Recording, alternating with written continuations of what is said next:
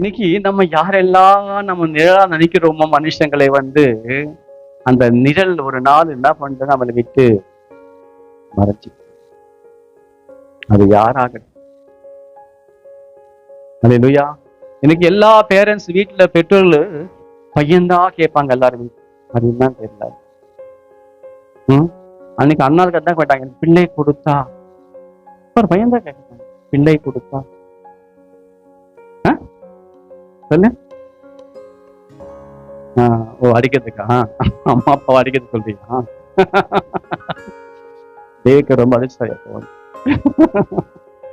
என்னக்கா சொல்றீங்க?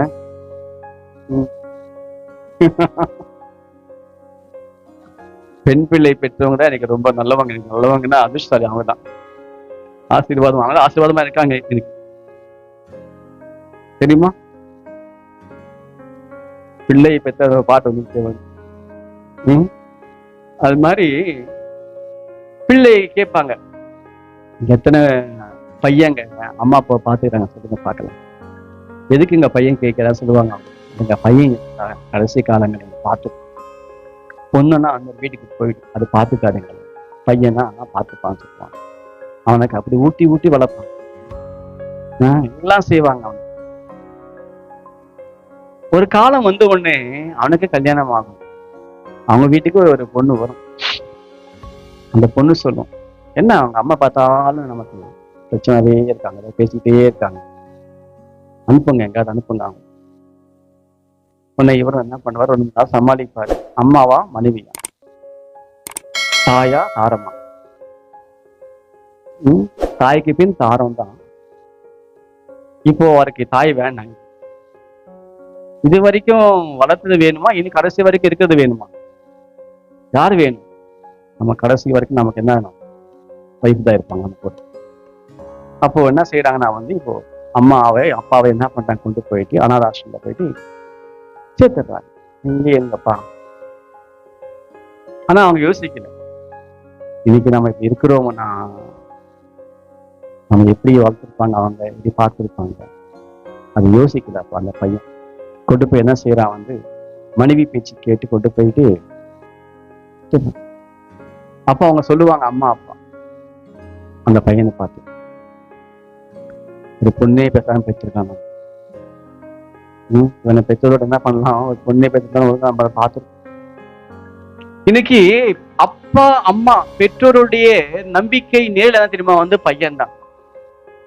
நல்லா இருக்கிற வரைக்கும் பையன் என்ன பண்ணுவானா, அம்மாவா அம்மா அம்மா கொஞ்சம் உடம்புல சத்துரு ஏன் இருக்க தொலை பண்ற பட்டுக்கிட்டு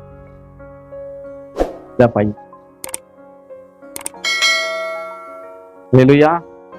சத்துரு எதுக்கு இருக்காரு? சாத்துருவான்னு பிள்ளை சொன்னா கூட அம்மா என்ன பண்ணுவாங்க தெரியுமா, தன் உயிர் கொடுத்தா பிள்ளைங்க காப்பாற்றுவாங்க அம்மா. நான் பையன் அப்படி கிடையாது.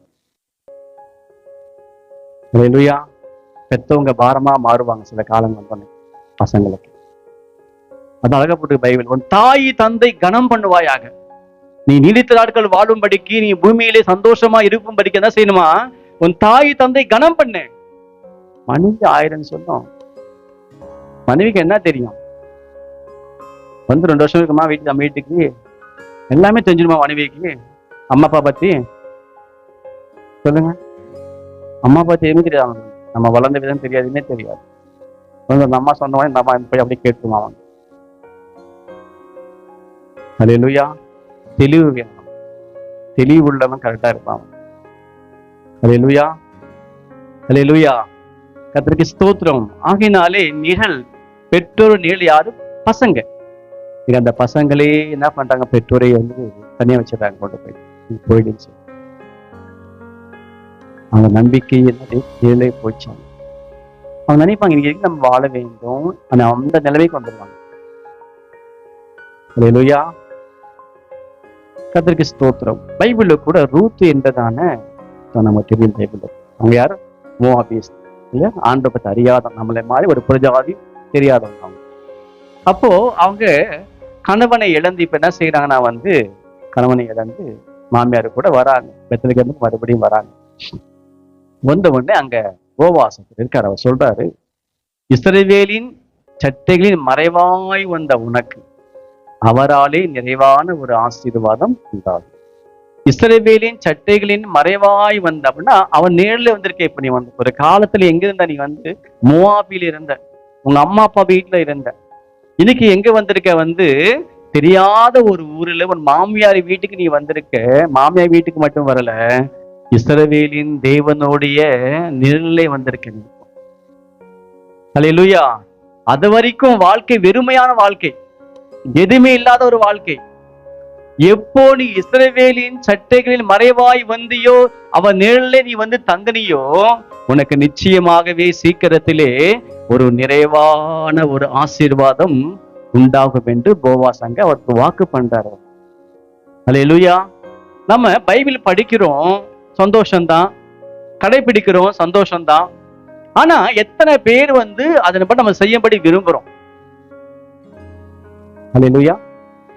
ரூத் எல்லாருக்கும் தெரியும்ல, பைபிள்ல எல்லாருக்கும் தெரியும் ரூத் வந்து பைபிள்ல வந்து. இன்னைக்கு என்ன பண்ணணும்? பெண் பிள்ளைகளை பிறந்தா ரூத்னு பேர் வைக்கணும். நல்லா இருக்கும், ரூத்னு வைக்கணும் பேர். ஏன்னா ரூத் மாதிரி அவங்க என்ன பண்ணணும், வாழணும், அவங்க சொல்லி தரணும். இந்த ரூத் என்ன பண்றாங்கன்னா வந்து அப்பா வேணுமா, அம்மா வேணுமா, மாமியார் வேணுமா கேட்டா சொல்றாங்க. ரூத் வந்து அப்பா வேண்டாம், அம்மா வேண்டாம், அண்ணன் தம்பி சித்தப்பா பெரியப்பா யாரும் வேண்டாம். அப்ப யாரம்மா அவனுக்கு வேணும்? எனக்கு மாமியார் தான் வேணும். அல்லேலூயா. எனக்கு மாமியார் தான் வேணும். நான் மாமியார் கூடவே போயிடுறேன். எந்த பெண் பிள்ளை வந்து இப்படி இருப்பாங்க சொல்லுங்க பார்க்கலாம்? கணவன் இழந்த உடனே என்ன பண்றாங்க? உடனே அம்மா வீட்டுக்கு போயிடுவாங்க கிளம்பி. மாமியார் வீட்டு தங்கவே மாட்டாங்க யாருமே. எந்த பெண் பிள்ளைய வந்து கல்யாணம் பண்ணி முடிஞ்சு கணவன் போயிட்டாரு என்ன பண்ண மாட்டாங்க யாருமே வந்து தங்கவே மாமியார். மாமியார் அது ஒரு பேய், மாமனார் ஒரு பிசாசு. எங்க யாரு இருப்பாங்க? அவர் இருக்குனாலும் நான் தப்பிச்சேன் கொஞ்ச நாள், அவரே இல்லை நம்ம அம்மா வீட்டுக்கு போயிடுவாங்க.